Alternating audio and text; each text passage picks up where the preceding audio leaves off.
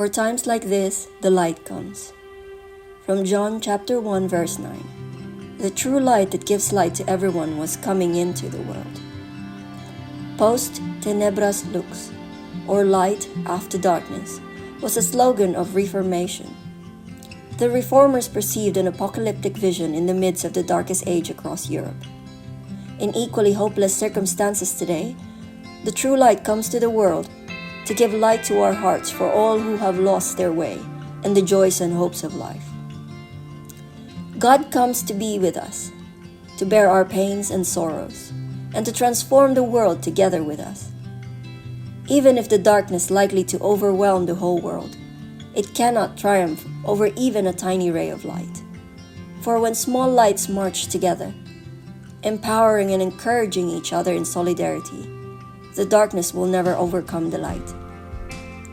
Our world is currently filled with forces threatening peace and life in communities. Driven by greed, self-centered motives, corruption, and much more, life-threatening forces are trying to steal and destroy life and peace from the face of the earth. Consequently, we are witnessing numerous forms of destruction, including pandemics, military conflicts, climate crises, and social, political, and economic inequalities. Such create divisions and destabilize communities to dominate and rule over the poor and oppressed. This is violence, which is against the vision of Christmas. In a poem titled Against Violence by Jooseop Keum, puts it in this way. If one does not love the neighbor, it is violence. If one does not teach the way to a child who lost his way, it is violence. If one does not give a cup of water to a child who is thirsty, it is violence. If one does not provide anything to hungry people, it is violence. If one does allow violence of personality, it is violence. By being born into this world, God expressed God's love towards us, envisioning that we all could live in peace with one another and with creation so that we will flourish with life in all its fullness. The season of Christmas reminds us of the love of God and God's vision of peace and life for all.